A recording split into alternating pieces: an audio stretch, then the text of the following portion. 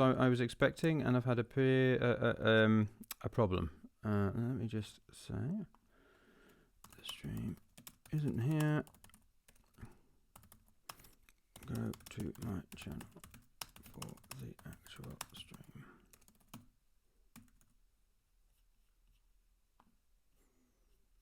There we go. So, yeah, what I thought I would do today instead is, let's go back to this, is a Ask Me Anything. Because, hey, Eric, how you doing? Yeah, because what happened was, essentially, I've been streaming for however long, kind of regularly for, I don't know, about 6 weeks, I don't know, something like that. I mean, I've been streaming before that, obviously, but I've been streaming regularly for about six weeks, and I've been using my Apollo Twin, which was absolutely fine, but it's only got 2 ins. So I had to bring in an old audio interface, which I can't stand it. It's the iConnectivity iConnect 4. I mainly can't stand it because the software is just a nightmare to use and buggy and everything like that. But basically, I had to have lots of ins going in that, and then that went into the UAD. But what that meant was that I kept on having to unplug and replug all kinds of stuff every single time I did something different. So every time, you might have noticed that quite a few of my live streams, I've said that I was going to come on a certain time, and I've been late. And that's because it's always taken me a lot longer to get various things sorted, especially with buggy software and stuff like that. So every single time I've live streamed, I've been spending longer than 45 minutes, probably been about an hour, resetting it up again. And it was just getting ridiculous. So I was like, right, I'm going to invest in something else which has enough holes so I can just have the same setup for absolutely everything and can save an hour, sometimes more actually, because then I've got to change it around to do something else. Yeah, so I mean, it's hours and hours a week. It's like, I don't know, like probably 10 hours a week I can save simply by getting one of these. And what I got was an Apollo, a UAD Apollo. I mean, I couldn't really afford it, to be honest, at the moment, given what's happening. But it's an investment which is going to save me so much time. It's ridiculous. It's just an unbelievable amount of time. So it came yesterday, and then I had the fun yesterday, and I'm sure we've all been there, of realizing that I didn't have the right lead. So I unplugged everything. So, okay, so here's a word of advice, which I should know after years and years of doing this. Don't unplug everything until you've tested the new thing. Michael, come on. Think. You've done this before. Okay, so apparently, and I didn't know this until now, a Thunderbolt lead is different to a USB-C lead. Okay? Did you know that? I didn't know that. A USB-C, they look exactly the same. The difference between a Thunderbolt lead and USB-C lead is that it has a little picture of a Thunderbolt on it. A Thunderbolt lead does. But a USB-C lead doesn't. So, here I was, merrily thinking that, I've got plenty of leads. In fact, I've got some really long ones. Not realising that they were the wrong lead. So, there I was, unplugged everything, and it was the end of my day yesterday, and this just wasn't working. Okay, so I essentially then kind of went through all sorts of tests. I just was like, but I'm sure it's a USB-C. I'm sure it's a Thunderbolt lead because it says on the Apple website. What does it say? It says USB. I think I can't remember, but it's very, very unclear. Essentially, where I bought these leads from. Anyway, I figured that out, and that's the reason that this isn't working. But now I was left in a situation where everything was unplugged. So I got up ages ago. I don't know, about an hour and a half ago. So it's now 5 a.m. So at 3:30, in order to get this sorted, and for various different reasons, I haven't managed to get my production set up. sorted yet to actually come through, because obviously I've still got a live stream before I get this plugged in. So I was going to do a much simpler version of what I was doing, but it just didn't work out. So you can ask me anything, right? Ask me anything about how I make music. David's asked me, what's my favourite cheese? I'm probably a little bit boring on that note. I am quite partial to a cheddar, actually. I'm a little bit boring. I'm not very keen on blue cheese and things like that. On the more cheese-like cheese, which is unusual for me because I tend to like very strong tastes.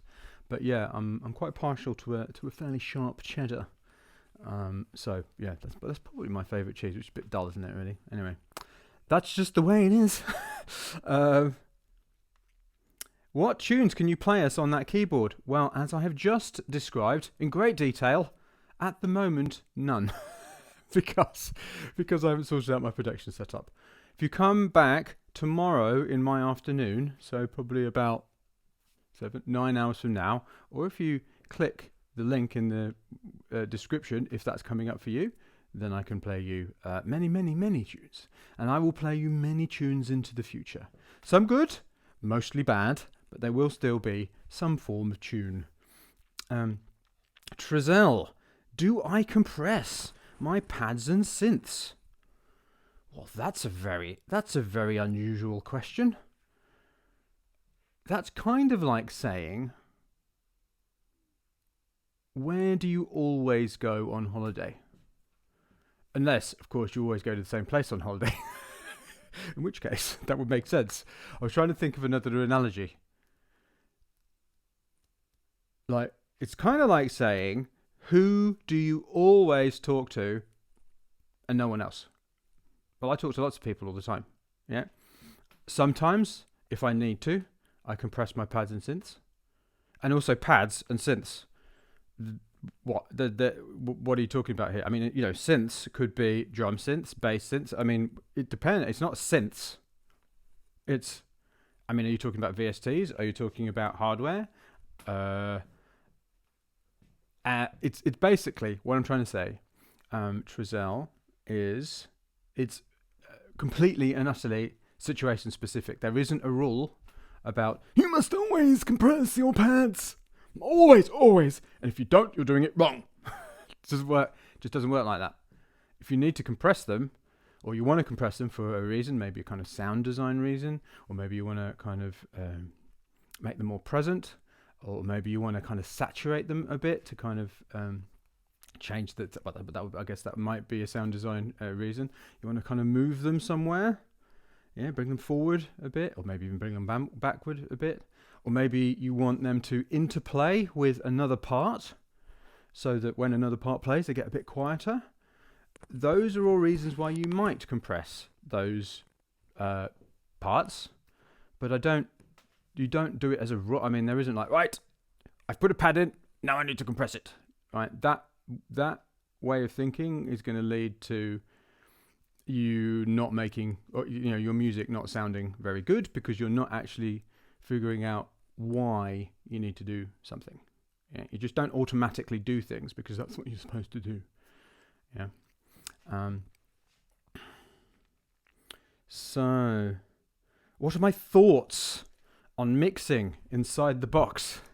My thoughts on mixing. So I don't have an enormous amount of thoughts about mixing inside the box. What actually is the question behind the question? That's not really a question. It's just talk about mixing inside the box. Well, here's a box, and you can mix inside it. So, could you give me more clarity? I will try about the actual question. Like, what's the thing that you want to know about mixing inside the box? Aaron. So, definitely, Matt's saying, would you rather fight 100 duck-sized horses or one horse-sized duck?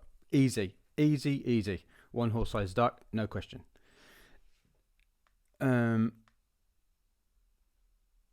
Okay. Synth leads, again, depends on the situation.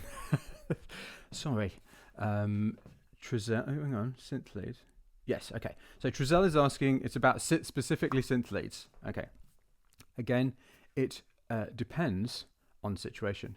If a synth lead is coming out of something like this, okay, which is it's an old hardware synth, and it has a very, very wide dynamic range, which kind of doesn't really happen too much, not as much as the voice.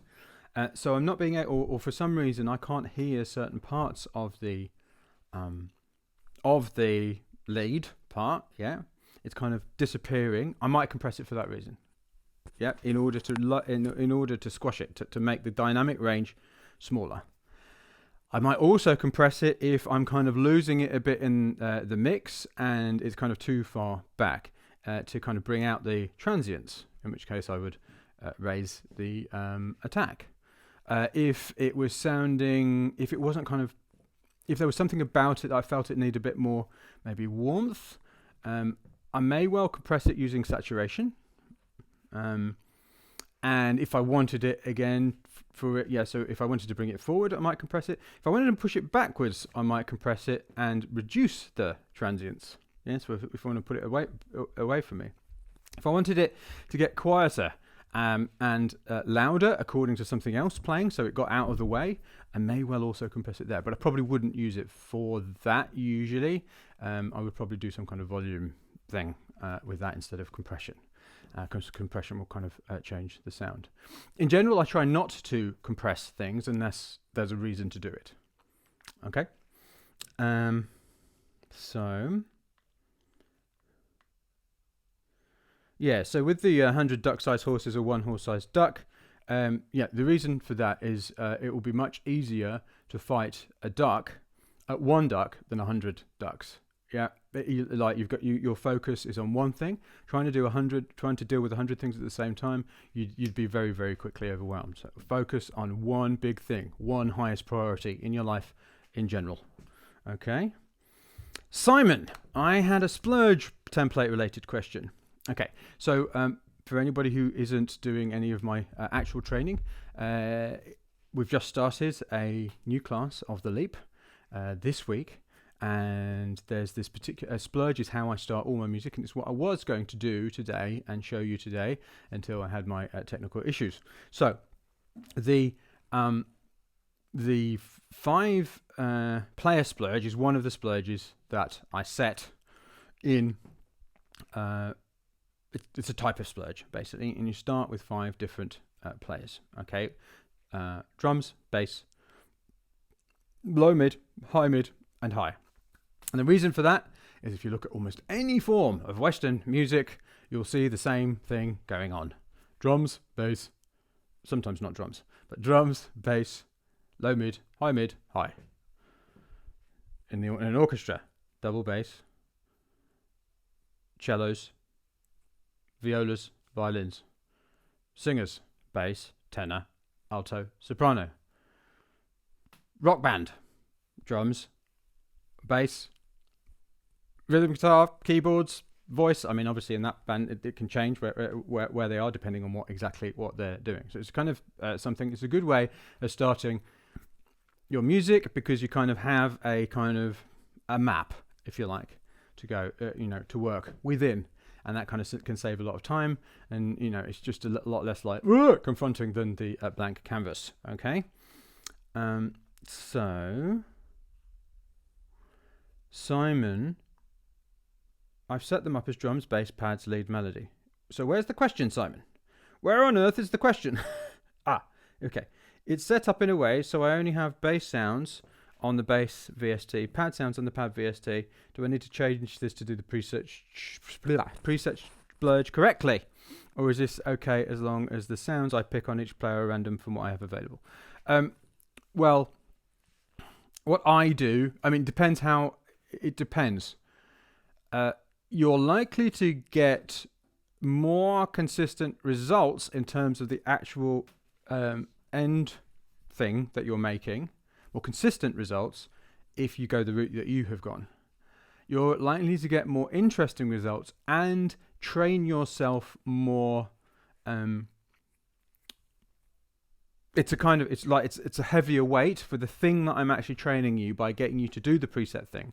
And basically, what for people who don't know what we're talking about, one of the rules that I've added to the splurge in this, because there's only 4 rules in a splurge, which is 0, focus on quality, go as fast as you humanly can, record every single idea that you make, and you finish as soon as you stopped splurging, as soon as you feel like you're starting to edit yourself or trying to improve things. Yeah, record every result, and then do not listen for 7 days. Essentially, those are the 4 core rules of the splurge. And this preset rule is one that I've just added on top in order to train a particular muscle that people seem to not know about, if you like, a particular creative muscle. And the rule, this rule is use the first preset you randomly find. Now, and this isn't because I want everybody to use presets or anything like that. This is simply a creativity training exercise. Okay, and what Simon is asking is, if I've already kind of pre-chosen an area of presets, is that okay? You know, for the different 5 players. And what I'm saying is, if you want to put the heaviest weight on, you know, in terms of the training, then don't pre-choose the area like pads and bass. Just go with the random ones, and just bear in mind the frequency ranges. Yeah. When you're kind of splurging, yeah, and you'll just go with literally the first random preset you find. It's a shame that I'm not able to show you a preset splurge today. I will do one tomorrow. It's at a different time of the day, but I will do one tomorrow because I'll get it sorted by then. But yeah, obviously, if you are using randomness much more, yeah, then what you'll find is that while the results are much more unpredictable, you are training yourself more strongly, and also in terms of the results, occasionally you will find yourself doing things and coming up with things that you never would have thought of, that you would have rejected. Yeah. So for me, when I do a preset splurge, yeah, I just go completely 100% random. Yeah, I didn't yesterday because I just forgot. Because in my live stream yesterday, I forgot to do a preset splurge because I got distracted by everybody talking to me and everything. But yeah, when I usually do a preset splurge, I go 100% random. So it's kind of up to you. All right. At some point, whichever one you choose, try the other one. Yeah, they're both slightly different ones. I mean, that's a very good point, Simon. What I might do actually is I might make a note of this to myself to actually include this, because I'm always updating and upgrading various different programs, and it's usually in response to people asking questions. Preset splurge, set boundaries, or totally random. Okay, so I'm just making a note to myself. Okie dokie. Wow, got a lot of questions. Okie dokie. Swan cakes. Great question. If something is hanging you up, do you more often 1, dig in, or 2, come back later? I have a hard time with writing lyrics. It's usually the bottleneck to my writing straight productivity. Okay, so this is a great question, and it depends. Sorry, it's very annoying, isn't it? But I can give you some ways to make this decision.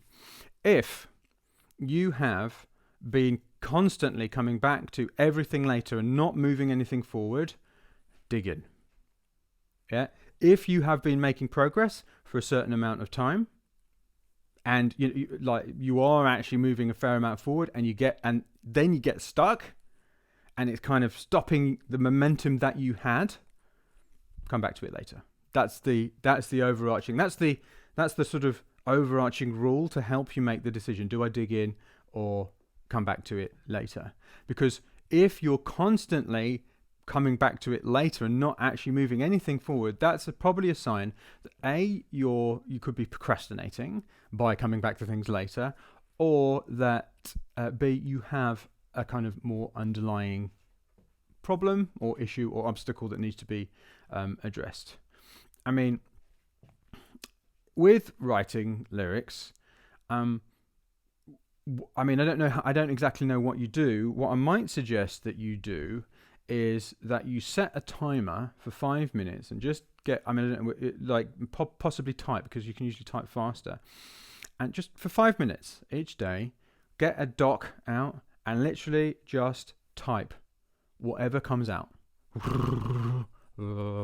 Yeah, without even paying attention to how good it is, how bad it is, what it means. It can be complete gibberish. Literally just type what comes out for 5 minutes.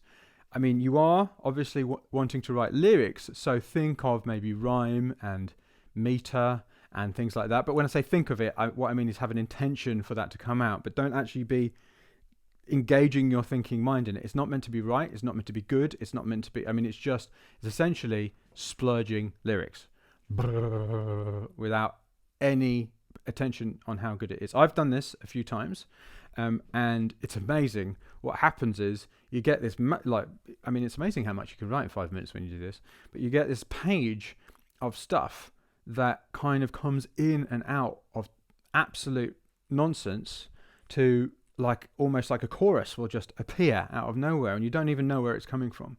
So try that to kind of unblock that bottleneck with lyrics. Itar, do you think that investing in a proper mastering service is worth the investment when self-releasing, or take the online mastering approach? I old school. I mean, to be honest, let me just frame this.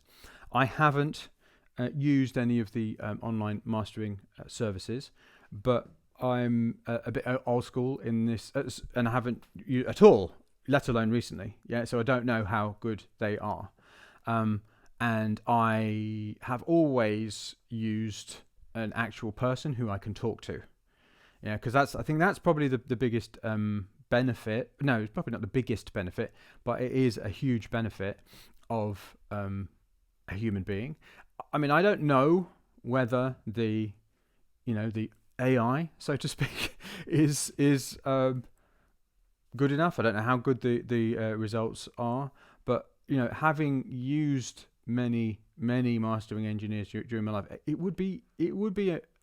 would be very shocked for a machine at this point. I'm not saying it never will, right? But at this point, to be able to make the changes that are required and have the kind of just the abilities that a human being can.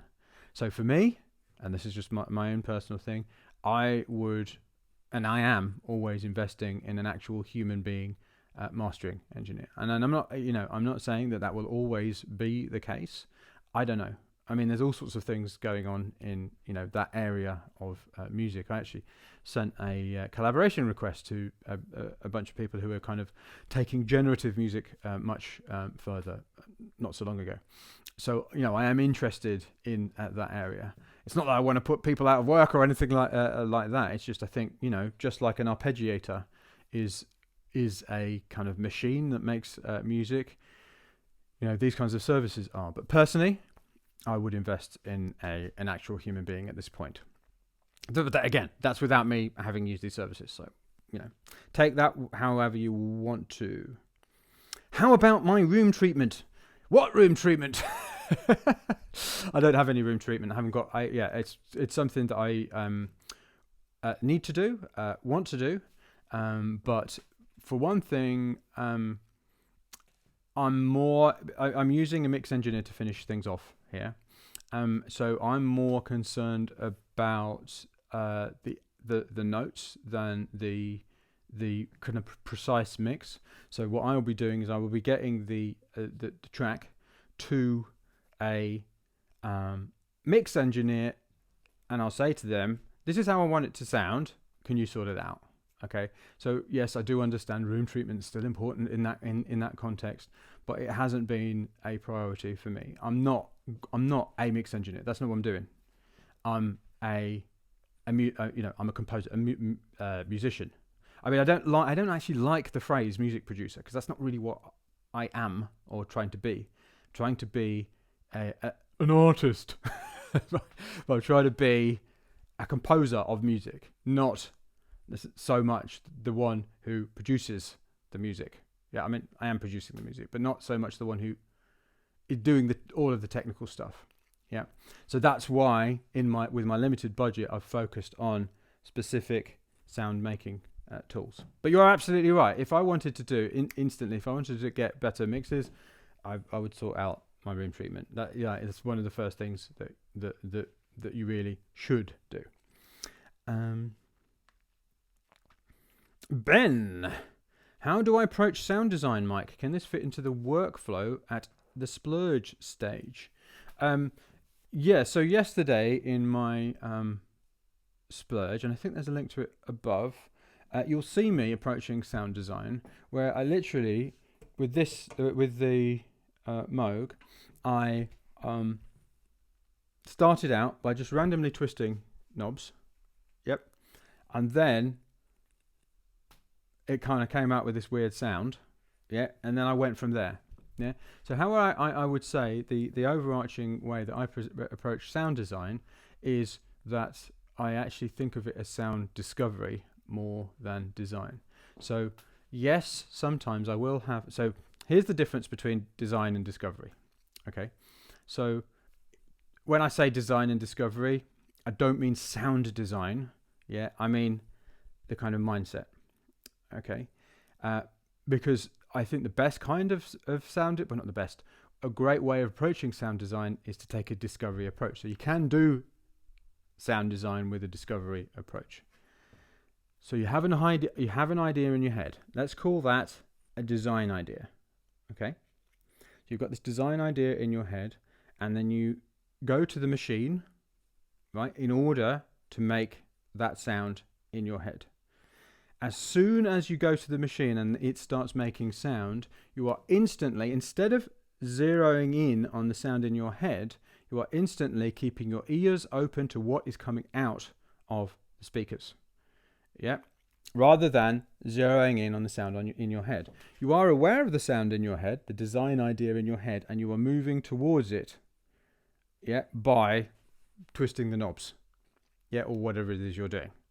Yeah. But you are equally focused, well, not equally, probably even more focused on what is coming out of the speakers.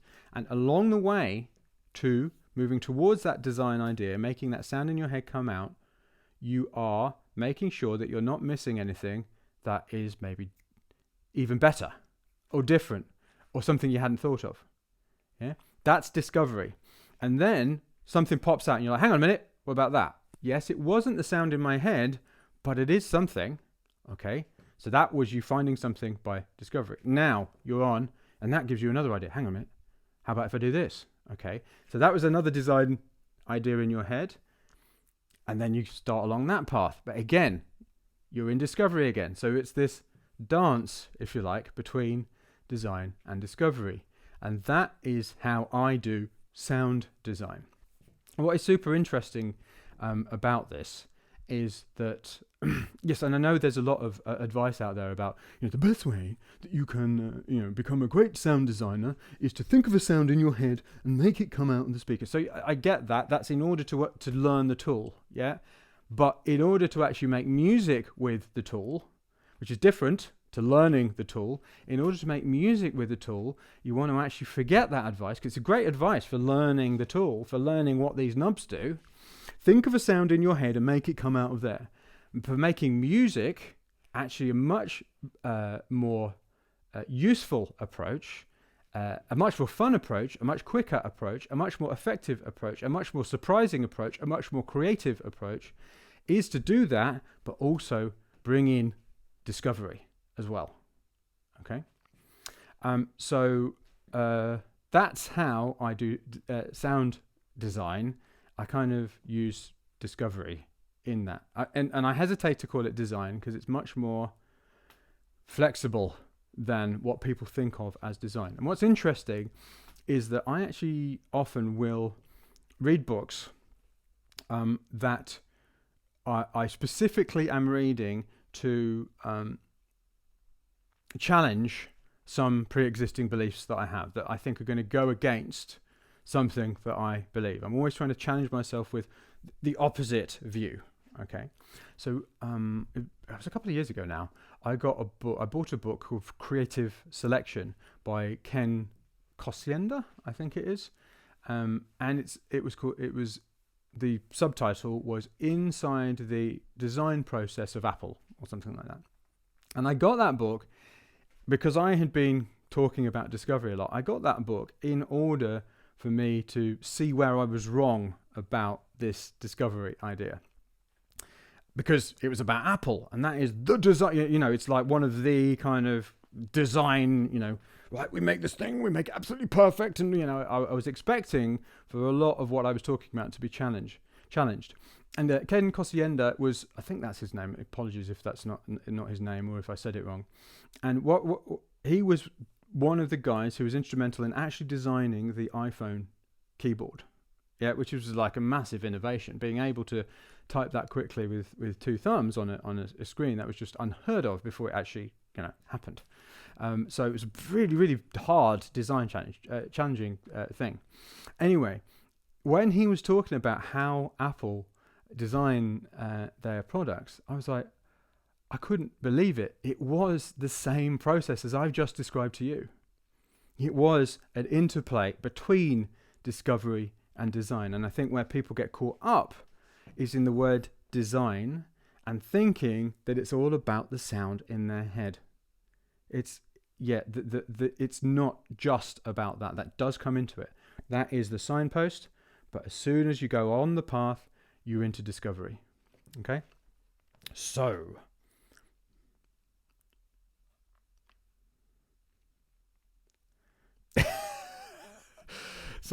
Luke says, considering that peanut butter is the best condiment, what is your favourite thing to put it on? Peanut butter is not a condiment. We've got this joke. So Luke is both a client, is on my mastermind, but he's also a member of the Make Music Life team, a very valued member of the Make Music Life team. And we've got this running joke in that team that I'm just like, everyone's saying that peanut butter is a condiment, and I'm like, it is not a condiment. It's like saying that jam is a condiment. Jam is not a condiment. Jam, do you have jam? You call it jelly, right? Jelly is not in the US. We call it jam in the UK. Okay, it's English, all right. It's not American. It's English. Anyway, so jam is not a condiment. Yeah, it's a spread. Okay, Marmite, you probably don't have that, Luke. Marmite or Vegemite, that's not a condiment. It's a spread, and you put it on toast, things like that. Okay, so let's just be clear about this. Peanut butter is not a condiment, but I tend to put peanut butter on toast. Anyway, so let's go back to some more questions. Simon, it's set up in a way so I only have bass sounds on the bass pad. Oh, I've already done that one. Okay. Aaron, do I mix master inside the box or by using outboard gear? I don't master before I release things, and never have, and probably never will, because it's just, why would I when it's a whole thing in itself. I haven't got the equipment. I haven't got the room, as we've already described. I haven't been doing it I have been releasing music for years, but I haven't focused on that area of my process for ages. Making music involves a vast quantity of things. Yeah. And when you spread yourself thinly, you haven't got the time to get as good as somebody who focuses on one particular area. Did Stevie Wonder master his own music? No. Would Stevie Wonder have become as great a songwriter, player, performer had he mastered his own music? Of course not. So that's why I'm not going to master my music. Obviously, it's very hard to know where the line is. Yeah, so does that mean I don't mix my own music as well? Well, I don't know, because the kind of music that we're making, the mix is more of part of the thing, right? And maybe even the mastering is for some people. And I'm not saying this is true of everyone, but for me, I want to focus on the areas because the more I focus on a particular area, the better I get at that area quicker. Yeah. So if I wanted to focus on absolutely every area of the process, I would probably end up writing very, very vanilla and generic music, because I didn't have enough time to focus on any particular area. So I'm really super focused on my playing at the moment. I'm really super focused on the kind of compositional aspects of what I'm doing in terms of like the notes, than more than I am kind of anything else at the moment. Those are the two areas I'm focused on.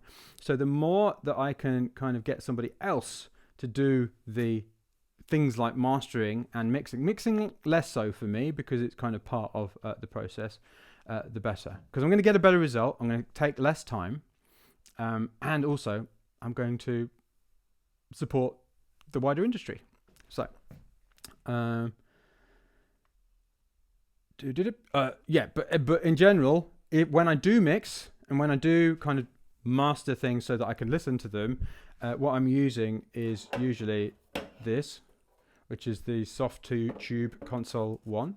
But I've only just started using it. But I've done it inside the box. When I started making music in 1994, I used to do it outside the box because there wasn't a box to be in. Well, there are just lots of boxes. So we were in like mixing in multiple boxes. So I did a lot of mixing, on outside the box. But it's it's a hassle. Because unless you've got like instant recall kind of situations, you've got to like put signs on the desk saying, please don't sit here and stuff like that. So it was a real hassle. So, and I think inside and out the box, they do different things very, very well. There's so many things that you can do in the box that you can't do out of the box. So use it for that. I get very, very, I'm very wary of these kind of philosophical objections to anything in particular about the tools. I only use analog. Or I only do digital. It's like, I use the things for what I see they are better for. And that kind of gives you more flexibility. And these kind of philosophical objections to any particular way of doing it, I'm just not like that at all. So, Rich, in your opinion, what has been the biggest change in the music industry now compared to...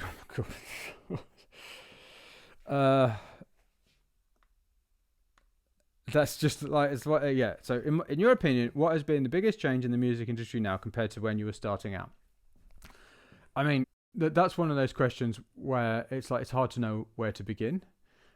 I mean, the music industry isn't what it was when I started out.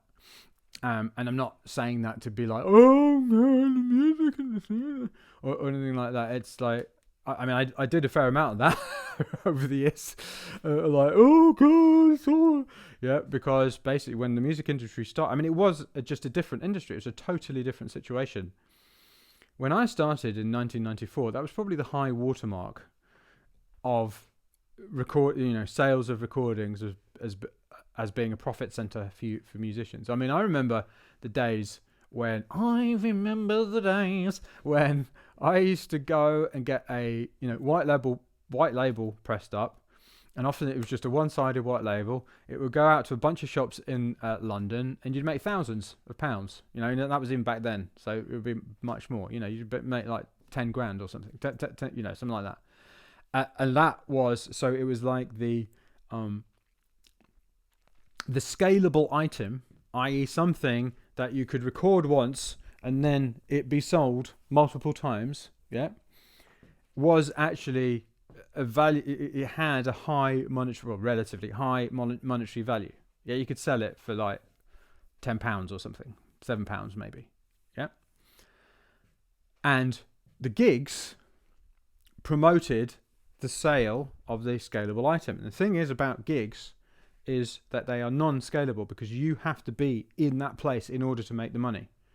So on that one hand, you've got pieces of plastic, which you can make as many as as you want of, as long as they're being sold. But it doesn't require you being in that place for the money to come in.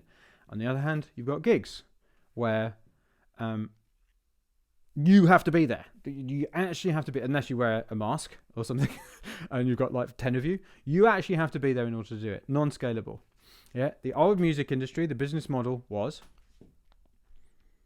the scalable item, is promoted by the non-scalable item. Yeah. What's happened since is that has flipped, because obviously the internet has meant that now the scalable item the recordings of the music, they're virtually, in financial terms, I'm not talking in reality, in how great it is or anything, in financial terms is virtually worthless. Yeah, so now the scalable item is not the profit center. The non-scalable item is the bit where you have to be present. That is not sustainable. I mean, obviously not now in the pandemic and the lockdown and everything like that. And goodness knows when the live music industry is coming back. I'm talking to agents and managers and stuff about that as well. So there's lots of talk about different ways of doing things. But essentially, up until this point, the non-scalable item was promoted by the scalable item, which wasn't really a profit center apart from the very, very top people. That's not a sustainable business model. Yep. As we have now discovered from the pandemic. That is the biggest change in the music industry while I was in it. So I was in it from 1994 till 2010, 11, something like that. That's when I sold all my equipment and decided to focus on coaching. Obviously, I'm back to making music now, but that's when I sold all my equipment and I decided to focus on coaching.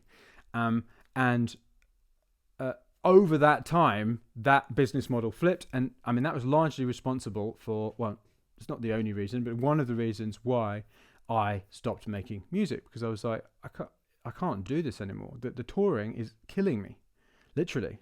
It was I was very privileged and humbled and honored to have had the opportunity to do that and play in front of thousands of people and do what I love. So you don't get me wrong. It's like, I don't want to like first world problem, but it's a very, unless you're really, really careful and really disciplined, it's an extremely unhealthy lifestyle. You're constantly traveling across time zones. Sleep is so important for our mental well-being, our health and everything else. And you're totally messed up. So it was absolutely killing me. I was away from home. I had a young kid and, our first child. We've got 4 now.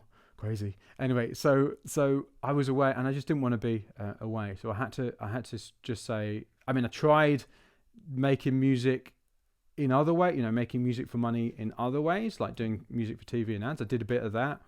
But I just didn't want to do that. I couldn't hack it. I was just like, no, it's just not for me. That was a scalable way of making music, if you like, because then you can make money while you sleep. Yep.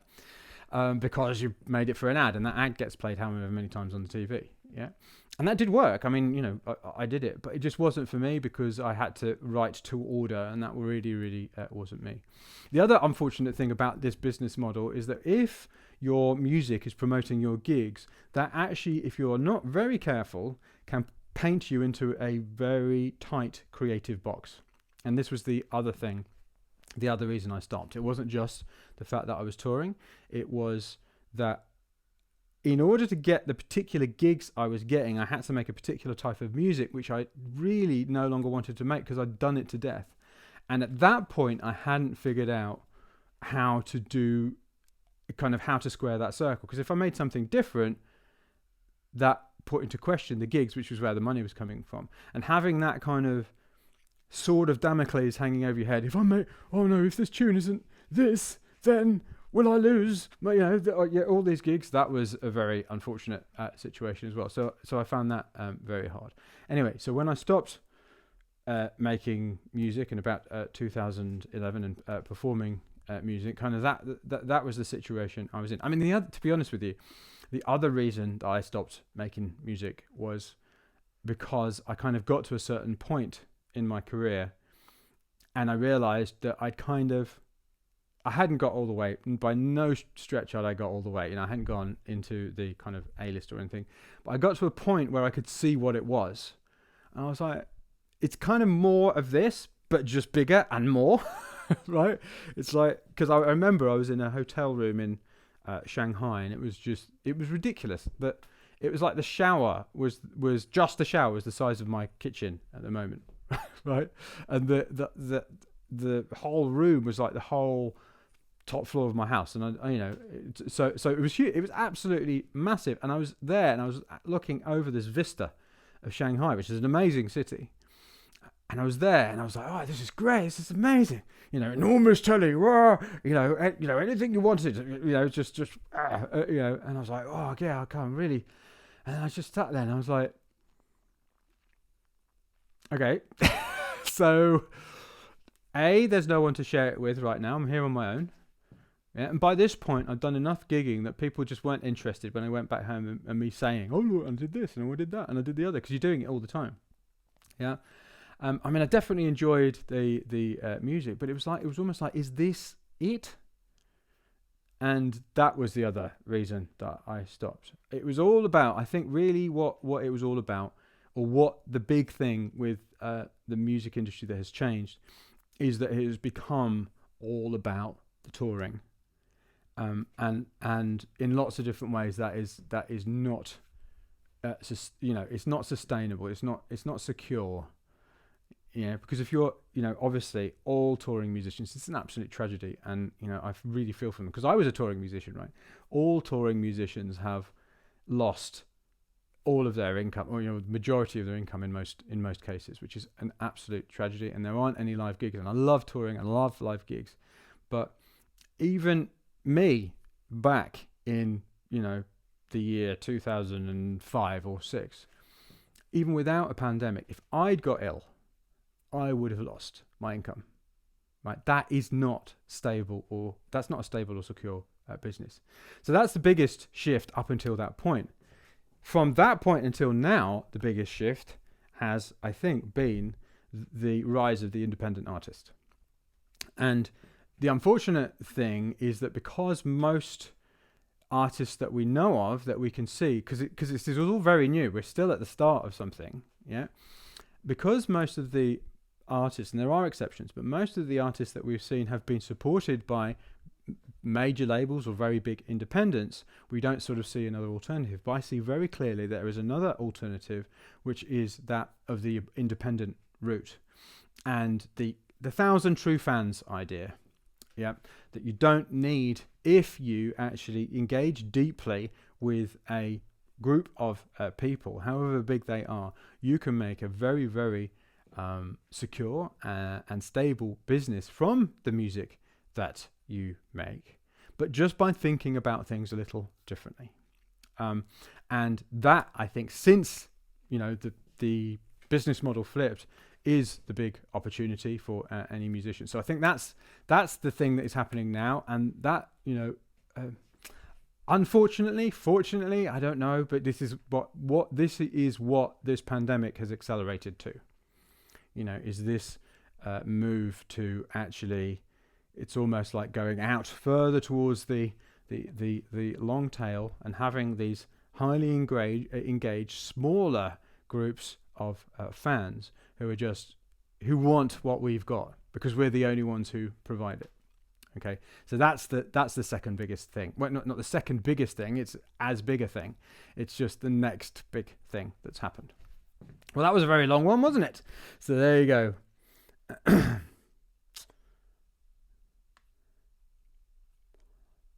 Henrique from Brazil. Any tips on breaking that 8-bar loop syndrome? Yes. Just a few. How to finish more tracks and improve the workflow and creativity? Yes, definitely. I have tips on breaking that 8-bar loop syndrome. Don't work in an 8-bar loop. Maybe I can do this without sound. Hang on a minute. I'll do this over here. So I'm going to do this without sound, okay? Oh, hang on. Switch over to Become Live. All right. Where are we?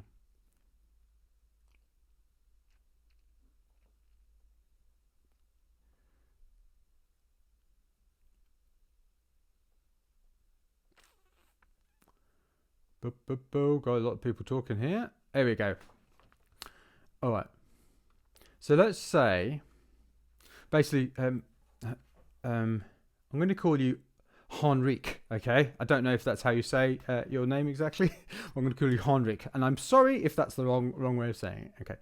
So if you want to actually see this in action, then come onto a later live stream. Okay. Oh, and by the way, everyone, like this video, and so that more people get to see what we're doing here. So come back to my live streams, ring my bell, press the reminder button, or whatever you need to do, subscribe, because I will actually be showing this in action. Okay, so you'll be seeing somebody actually having broken through the 8-bar loop. I do not have 8-bar loop syndrome ever at all. It's not even a problem anymore. So let's say I start with a part here. Yeah, so this part here, and I'm just going to draw these parts in, so just pretend, because you might have come late, but unfortunately I haven't got the sound working coming out of my door. I've only got my mic sound because of various technical issues that I've had.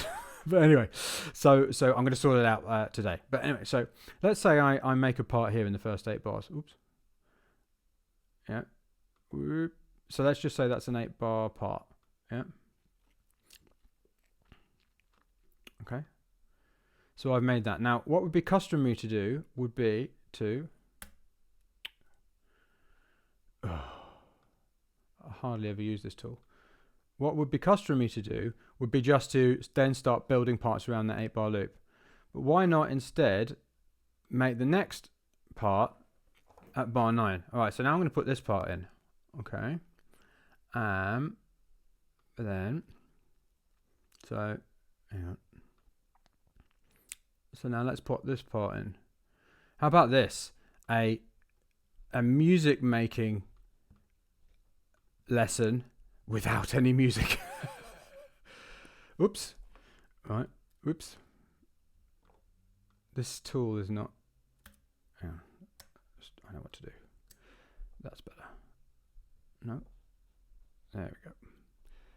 Yep. There we go. I'm going to do it like this, just to make it clearer. Okay. So now I'm repeating that first part, and I'm putting that part in there. Yep. So then the next part I put in, I go to the next 8 bars. Yeah. Now bear in mind that the final arrangement of this thing won't be me bringing in 8 bars each time. Okay. But this is just for the purposes of starting the track. Yeah. So right, next thing I'm going to...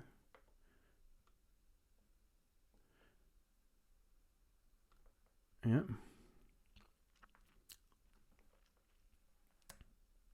Haven't got my shortcuts down. Need a bit more practice with my shortcuts. Yeah. So let's just say I carried on doing that. Yeah. But let's just say I've got a bunch of parts, right? So now I've got a bunch of parts playing like this. Yeah. And I'm over here. Yeah. I'm like, okay, now what parts would I like to hear back later on in what combinations? Well, actually, what I haven't hand together is this part and this part.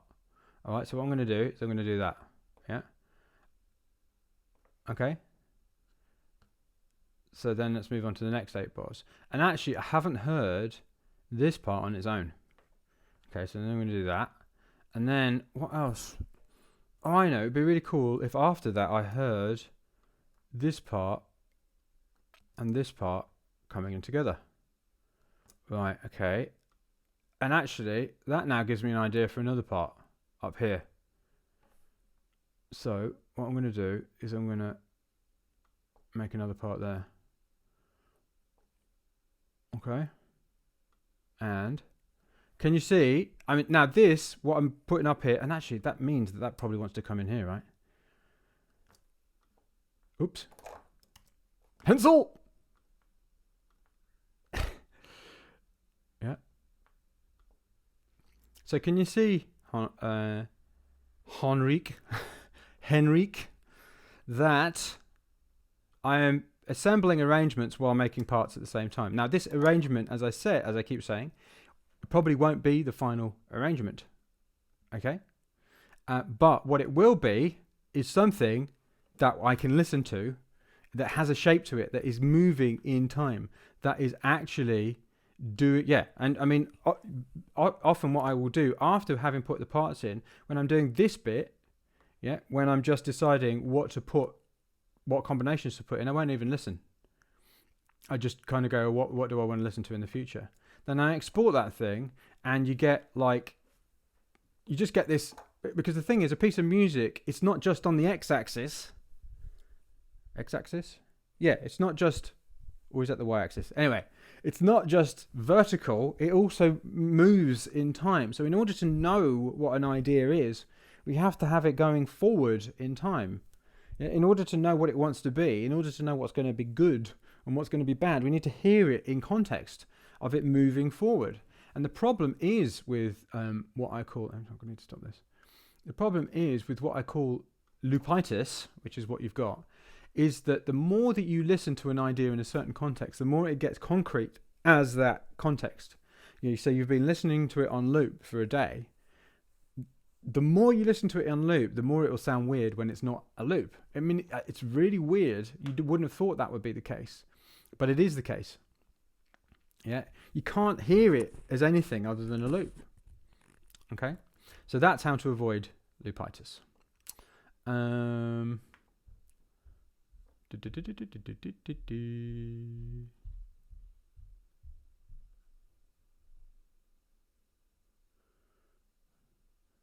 Alejandro, I'm a musician, not an engineer. I'm learning tricks to polish my sounds. First of all, I can't stand the word polish in relation to music. It's like, because there's an assumption there that polish is good. Polish isn't good. Polish is polish. So if you want something shiny, then it's good to polish it. If you don't want something shiny, then it's not good to polish it. So yeah, can we use a different word? Again, it's all about context. It's all about what you want to do and what is the right thing to do. Okay, hang on, I'm just trying to find that. I've got the messages up here. Here we go. Do you use parallel compression? Yes. What are my thoughts about it? It's a form of compression, are my thoughts about it. It's a way of compressing things. Yeah, I do occasionally. Actually, I don't use it very often, but yes, no, I do use it. I use it if I feel that thing, like if there's a bunch of programmed parts, usually rhythms, that I kind of want to glue together. That's usually why I would use it. So yeah. Mike, I'm really procrastinating on building my email list. So far released only on social media. Not the best thing to do, I know. I'm stuck on the opt-in offer. Yeah, that's a better question to ask in the leap, as you've asked. It's like that's way too beyond people's thing right now. Essentially, what is it that people that would like your music would want? That's how to think about an opt-in. Ben, thanks Mike for explaining the difference, and when I'm creating new sounds I don't usually have a sound in mind. I'm literally messing around my gear trying to make sounds I really like. There's the problem. What I find though, I end up doing that for hours on end and don't end up making any music, which I ask about incorporating that into splurging. Yeah, so splurging isn't about making sounds you like. I know that sounds very weird to the uninitiated. Yeah, splurging is about making sounds that are sounds and thinking whether you like them later. The problem is that in the process, you're trying to make sounds that you like and you're not stopping until you like them. Okay? The thing is, in the creative process, we are not... Let me just ask everybody a question. How many times have you been working in the creative process at one point and you think, oh, this is absolutely brilliant, right? And then you come back to it the next day or whatever, and you listen to it and you're like, what on earth have I just made? What was I thinking? It's terrible. Yeah. Everybody, I'm sure, has had that experience. Anybody who's made music for any length of time. What that means is that what you like, that judgment is unreliable. It can't be anything other than reliable if you have had that experience. Right? So if you are spending all your time in the studio believing your likeometer, I've got to make sure I like it, yeah, then you are using an unreliable judgment to decide whether to make progress or not. Makes complete sense, right? You can't argue with that logic. Yeah. If something is unreliable, what sense does it make in using that as your only method of making progress? Yeah. So what's a much more fun, a better, a quicker, a more effective way to make progress is to make sounds that are okay, or that you're not sure about, or that sometimes you like, just making a lot of stuff, getting it out onto the screen, or onto a tape, or whatever it is that you use, recording it, exporting it, whatever you do, so that you can listen to it later, and then deciding whether you might like it or not. Because obviously, if your judgment in the moment of the creative process is unreliable, it's actually unreliable always. The thing is, though, it's more unreliable when you're in the creative process, because you're zeroed in different things. It's almost like when you're in the forest, you can't see the forest. You can just see the trees. So you need to leave the forest and go, oh, that's a forest, rather than, oh, I'm lost. Where am I? There's a bunch of trees. So you need to come out of the forest in order to be able to see the forest. But even then, bear in mind that your judgment is unreliable. So just loosen that. Oh, I gotta like it, because what's happening, probably the reason that you're not actually doing anything, is that you're constantly chasing that like, and you think, if it just sounds a bit more like that, or if I just do this, and then you just end up descending into a rabbit hole of constantly changing things. Do something, record it, get it out, do something else, record it, get it out, do something else, record it, get it out, leave, go and live your life, come back a few days later, listen to those things, go, okay, that's rubbish, but there's something there. What can I do with that? Okay?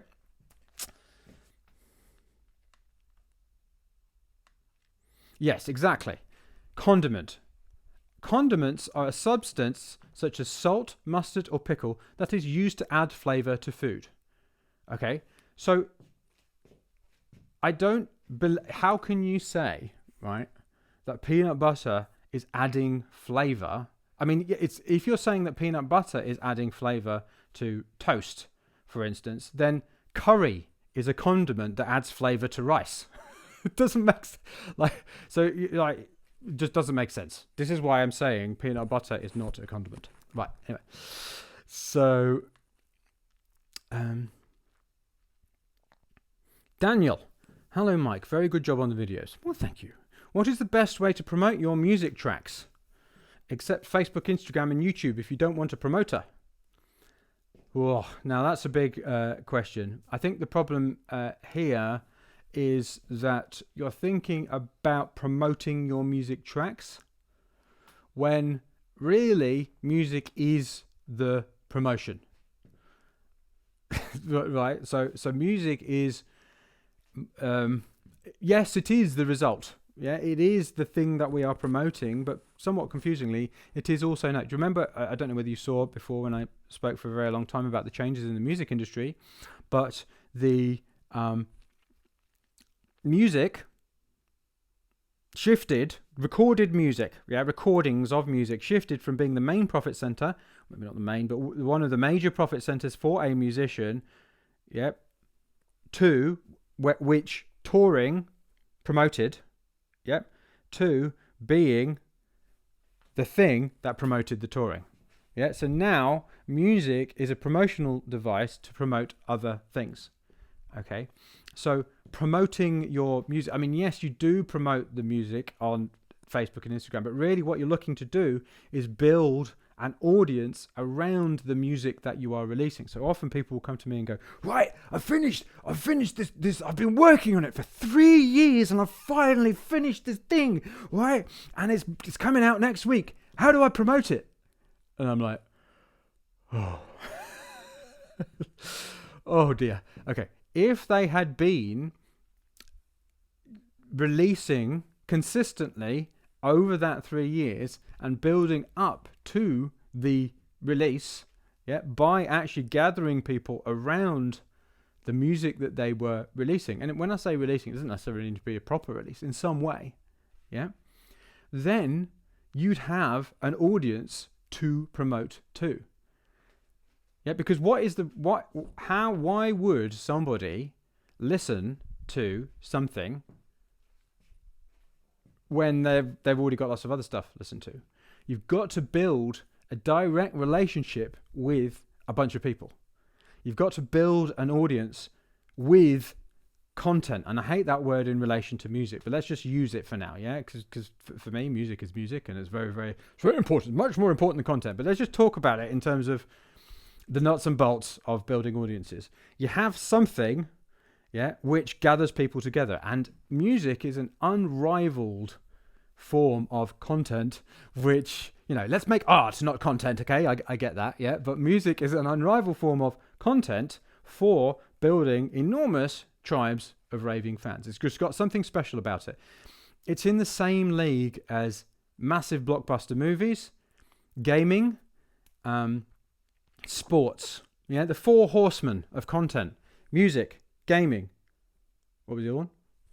Hollywood movies and sports. Okay.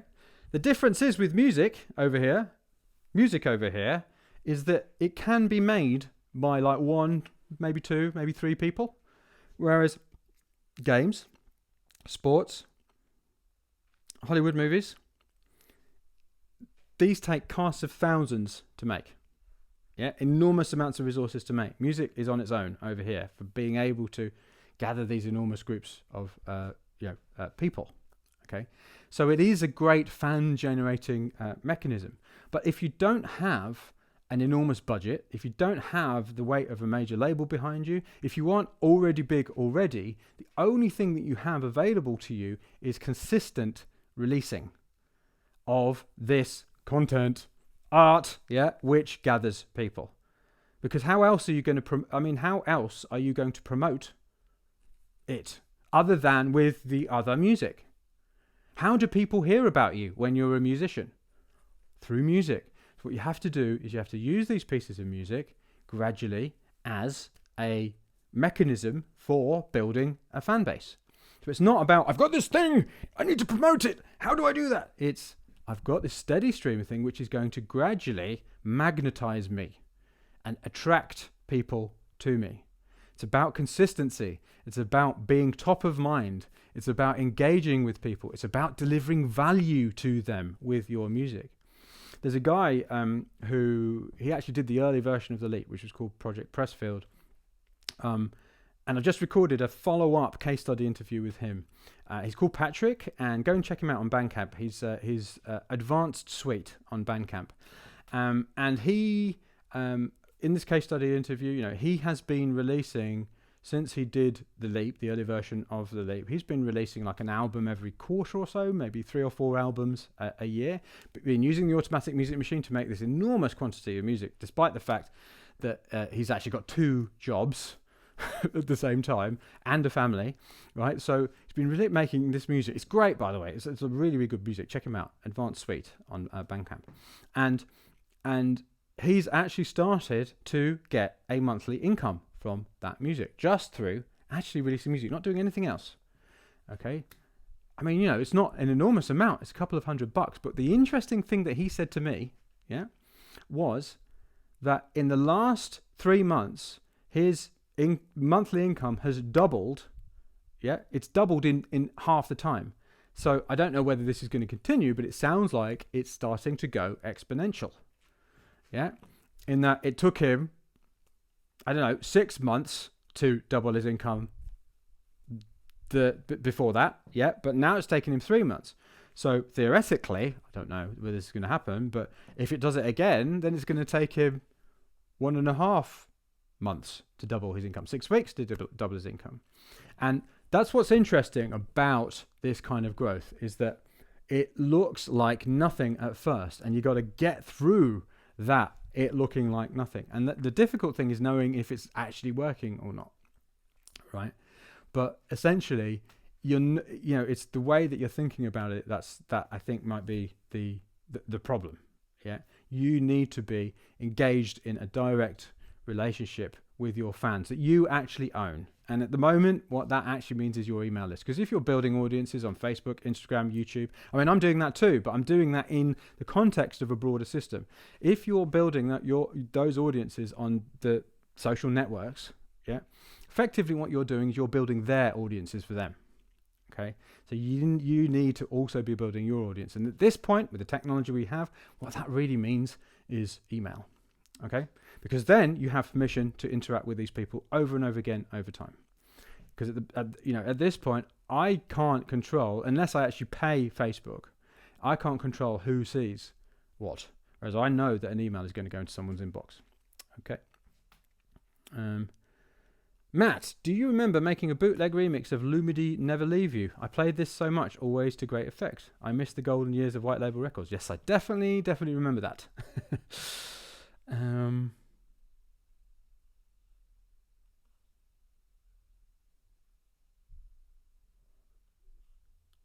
Yeah, so Electroclassics is saying this is a kind of question for the Leapers. Do I focus on getting my music out there and growing a fan base, or getting the models established first? I would definitely be getting the music out there and growing the audience. I mean, in order to build a business of any kind, you need two things. You need a product and you need an audience. Right? Those are the two. You absolutely have to have them. Yeah. And the quicker, because of what I just talked about in terms of, the long ball game and how it works, you've got to, the best time to plant an oak tree was 25 years ago. The next best time is right now.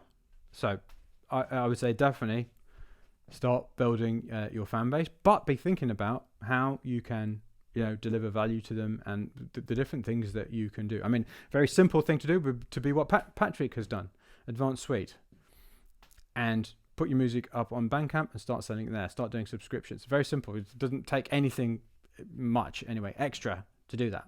Yeah, immediately. And as I've already said, you can start actually creating a reliable income from that music. A small one, absolutely a small one, and it's hard work. But if it wasn't hard work, everyone would be doing it. So, Trotile, have you ever had the problem of comparing your starting ideas music too much to your favorite music and feeling like it needs to sound as good? How did you handle it? Yes, I have in the past had that problem. I don't have that problem anymore because I know that they're only starting ideas. Yeah, so it's never going to sound as good at the start. How you handle it is by going, don't worry about it. I'm going to is this idea, like, for one thing, stop comparing yourself to, the Usain Bolt of music. Yeah, just it's not particularly helpful. Yeah. Be inspired by those people, but stop kind of like comparing them. These people have probably been doing it for years and years and years and years. And anyway, you're not hearing what their ideas sounded like at the start. Okay, so just ignore that part of it and be working on the music. Compare yourself to yourself. Essentially, is this thing that I'm working on better than the thing that I was working on 6 months ago? Yeah.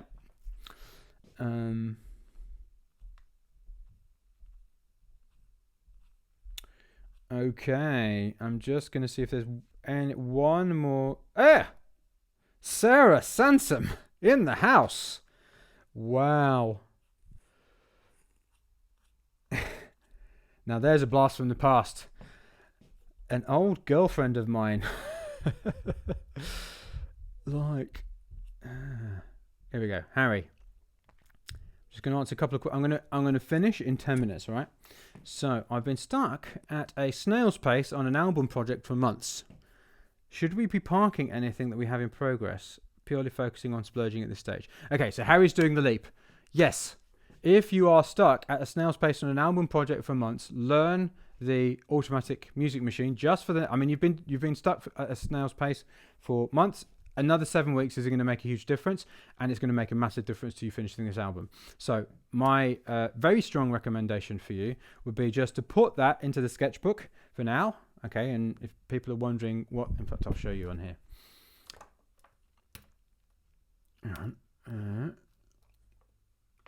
Isn't it funny when people from your past pop up?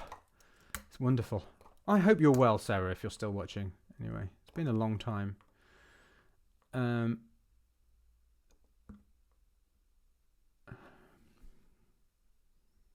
on, Trello. There we go. Oops. So this is the Automatic Music Machine. This is the sketchbook, okay, where we keep ideas. So here are all the ideas I've made since I started making music again in when was it? June 2018. Yeah. So I make a lot of ideas, and the majority of these ideas are never going to be worked on again, which is absolutely fine. This is how it works. We are leveraging quantity to get to quality. This is the splurge column where I'm splurging every day. And this is the in progress part, right? So, and then obviously this is release, and this is the stuff that you've released, okay? And these are just ideas that you have in the street, okay? So what I would suggest Harry does is move everything to the sketchbook that is in progress in terms of his album, and just focuses on the Automatic Music Machine, you know, and learning the Automatic Music Machine in this program, the leap that we're doing right now, because at the moment we're just focused on splurging. It will just unblock and unstick and get you moving again. It'll be like running water through your creative process. Put the album to one side. Don't listen to it for the next 7 weeks. There's another thing to do. Don't listen to it for the next 7 weeks, and just take a break, yeah, and come back to it. Put, as I call it, put some calendar time on it. Learn the Automatic Music Machine. Use all of the many insights about the creative process that you're going to get from learning the Automatic Music Machine, and I can almost guarantee that you will find the finishing of this album a lot easier. Okay, Harry? Is there a point in the course when we are ready to come back to previous work? Yes, you'll come. Yeah, but learn the entire system first. Yeah, with new music, and then come back to the old music. I promise. It's happened many times. It will be a lot easier. Okay.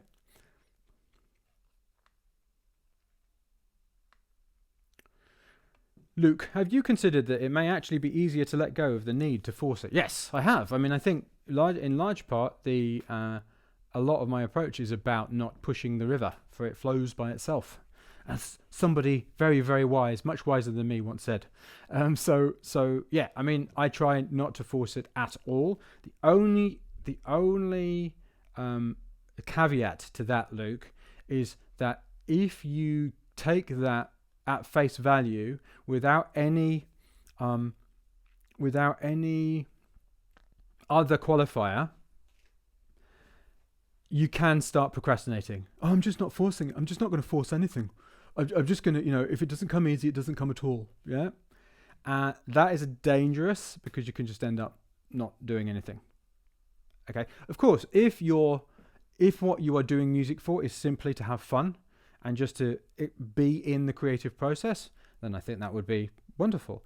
If what you want to do is do that and actually have something that you can show the world, that you want to show the world, then I think it's not so much forcing it, but there is a certain kind of pushing through those barriers, because it depends where the barrier is coming from. Because often what the barrier is coming from is fear, is our own kind of internal, imposter syndrome. Oh, you're not good enough. You're rubbish. You're terrible. Yeah.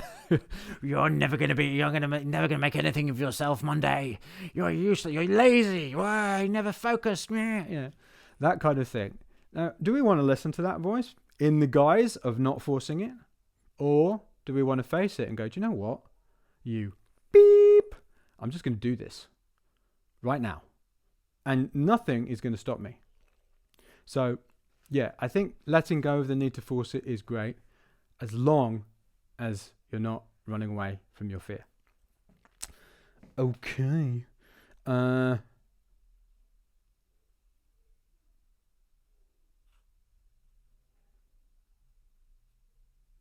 No. JAH. Quantity over quality always? I had never said quantity over quality. That is not what I said. I said you get to quality through quantity. Right? Here's how to think about this, JAH. You want to make a meal. Yep. The meal is the result. What do you do to get to the result? You cook. Okay? Does that mean that cooking is more important than the meal? Or that the meal is more important than the cooking? No. One is the result. One is the result. The other is the process. Quantity and quality are not in opposition. This is the mistake. I'm not putting one over the other. I'm saying one is the way that you get to the other. Okay? quantity through quality. Yeah, so don't give me that nonsense. Just think about it. I mean, why would that work? Because quantity is what is practice other than enormous amounts of quantity? Yeah, does a piano player stop what they're doing when they make a mistake and then just give up? No. A piano player keeps practicing more and more quantity. So you need, it's not a exact analogy because it's a different thing, right? Producing music. But people make the mistake of thinking that a production session is a practice session. Actually, what is more like a piano player practicing the piano for a person that's producing music is a finished tune is a practice session. A finished piece of music, a finished song. That is your practice session. That's one of the reasons that quantity leads to quality. Another reason is it doesn't matter how great you are, it doesn't matter how expert you are, it doesn't matter how many years you've been doing this, a certain percentage of your music is going to be not as good as another percentage, and the not as good stuff is going to be bigger. Yeah, so there is also a rolling the dice element to this. It's I don't like it, but it's true. Yeah, so by creating more quantity, you're actually having more chances of making something really special. So it works like that too. Another reason for creating quantity is that when you create quantity, you actually have something to compare it to. You're trying lots of different things. You're experimenting. You're moving through the process. You're much freer. If you're making a small amount of work and trying to make it perfect, then this has to work. That kind of pressure is not ideal for your creativity. So that's another reason that quantity leads to quality. It's not over quality. It is not over quality. It's not over quality. I'm going to say it again.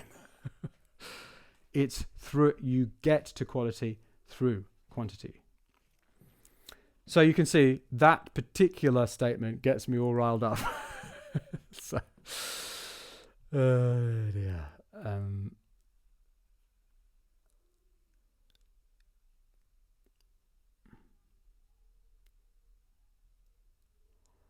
Okay.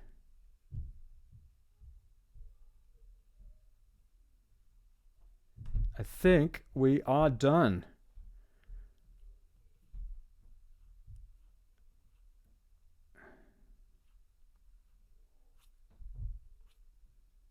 Fantastic. Yes, Dry says quantity answers many questions like what is my signature sound? Yeah, exactly. So anyway, I'm sorry that I wasn't able to make any music today. This has obviously been quite a popular one, so I'll do some more Ask Me Anythings as time goes on. And tomorrow I am doing my afternoon. So the live stream will be in my afternoon at my 2 p.m, whatever time that is for you. So yeah, come on there. And I will have sorted out my setup. I've got an actual Thunderbolt lead coming, so that my new thing will actually work, and I've got enough ins. Yeah, I will be making music again from this point on. So until tomorrow, or maybe next week, I'm always live streaming at the same time. So stay safe, stay healthy, stay sanitized, as I always say, and onwards and upwards.